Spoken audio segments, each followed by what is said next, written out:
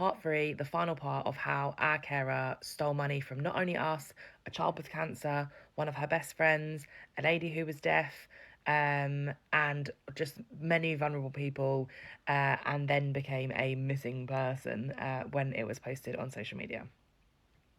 We're going to finish this now. It's also just quickly worth adding that, as well as all of those people I mentioned that she had stole from, there were various other people, including a lady who worked for social services, who said that she was known in the care community to not be allowed to work with people who have dementia because she is light fingered, and that was just never copied over to the police.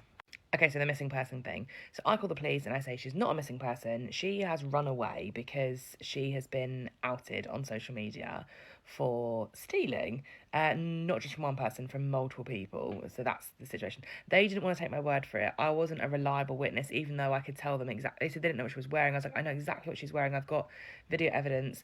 So basically, on that day, she didn't steal from the other person's house, but she did drop the money back to the lady who she stole from, whose child had cancer. So she returned £1,800, I think it was, to them, and then went to this other job and then got the money for that job and then went missing. This is on a Friday afternoon. Didn't pick her kids up from school, went missing. There was a lot of posts on social media about her being a missing person. Comments to us about how we had pushed her and what if she did something to herself, would we ever live with ourselves, basically pressuring us to take down the posts, saying that they were allegations and they weren't true, even though I have video evidence of her stealing, and she's returned the money to me and one of the other people. Anyway, on the police's post, I saw someone comment saying, I am the sister, I'm really worried, can you please contact me? So I was like, I need to make sure that she knows what's going on, because I know from, obviously we knew her for a year, we knew that her and her sister didn't talk, they didn't have a very close relationship. They fell out after her mum passed away, and she said all this stuff about her sister, but obviously all of that then was ringing alarm bells to me, being like, what is true? Because obviously I don't actually know this person at all. So I reached out to her sister and I said, I don't know where she is, but I just want to let you know what's actually happened. She's not missing, she's run away, I know where she was at 1 o'clock, she hasn't been missing since 8 a.m, etc, etc. Her sister burst into tears and was like, she's done this her whole life, she's a diagnosed kleptomaniac. She literally, not in a way that she was supporting her, saying I can't believe she's still doing this, as an adult in her 40s, that she's still stealing from people, and she's stealing people that are vulnerable. And her sister was really upset and saying, she's just never changed, my mum was used to cover for her, and yeah, basically confirming what we already knew, is that she was a thief and she did steal. Basically, then the police said to her, she needed to just come home and come home safely. As I say, there was a lot of pressure on us to remove our posts from social media, which we did, because we didn't want, yes, she was stealing, and yes, the situation in which she stole was horrific, and she was preying on vulnerable people. But we didn't want anything to happen. She had a family. We didn't want anything to happen to her, and we just wanted justice for what had happened to us. Then she came home. As far as we're aware, it was a sort of come home, nothing's going to happen to you, we don't, people don't care about what you've done, just come back, is what everybody was writing. And as I say, as much as I didn't want anything to happen to her, I still wanted justice for what had happened, because I was still devastated. And yes, I got my money back, but it wasn't the point. And actually, who else has she done this to was my biggest fear. The police then just closed the case, just closed it. I must have called no less than 10 times saying, I'm not happy with the case just being closed, because I know of at least 3 other people that she's done this to, and who's to say she's not working in the community.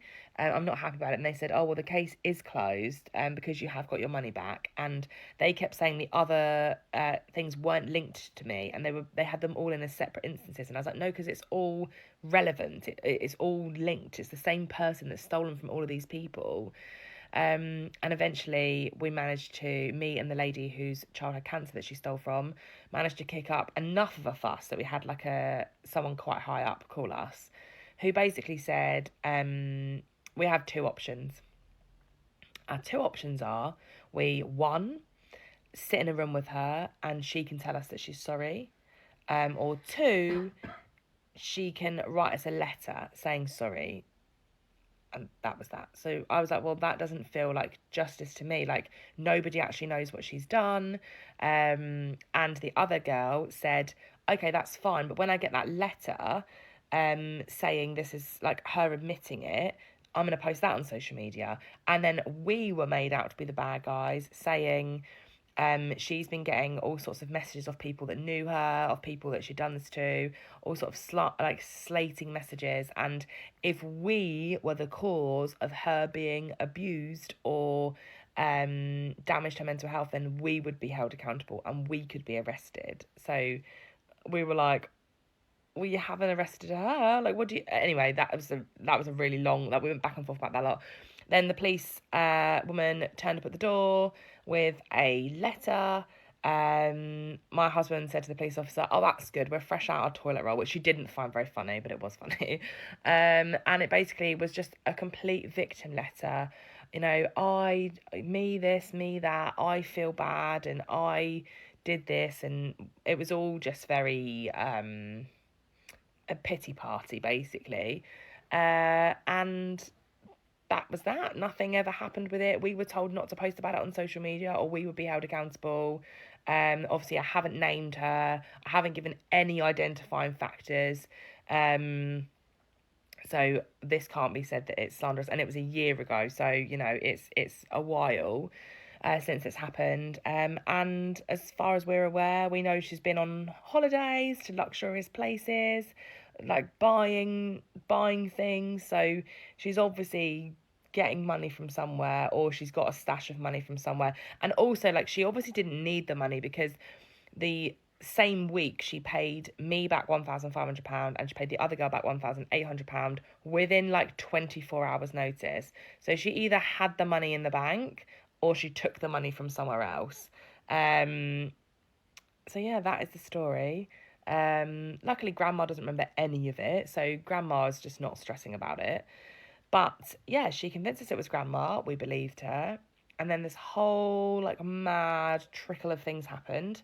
And we never got any justice. We were never allowed to speak about it. We got our money back, yeah, sure. But who's to say in like 5 years that she doesn't go and get a job being like a personal assistant for somebody or something. There's you know, she's not got a prosecution against her, and the police said that we wouldn't be able to prosecute her. There's not enough evidence, even though I have evidence of her taking the money.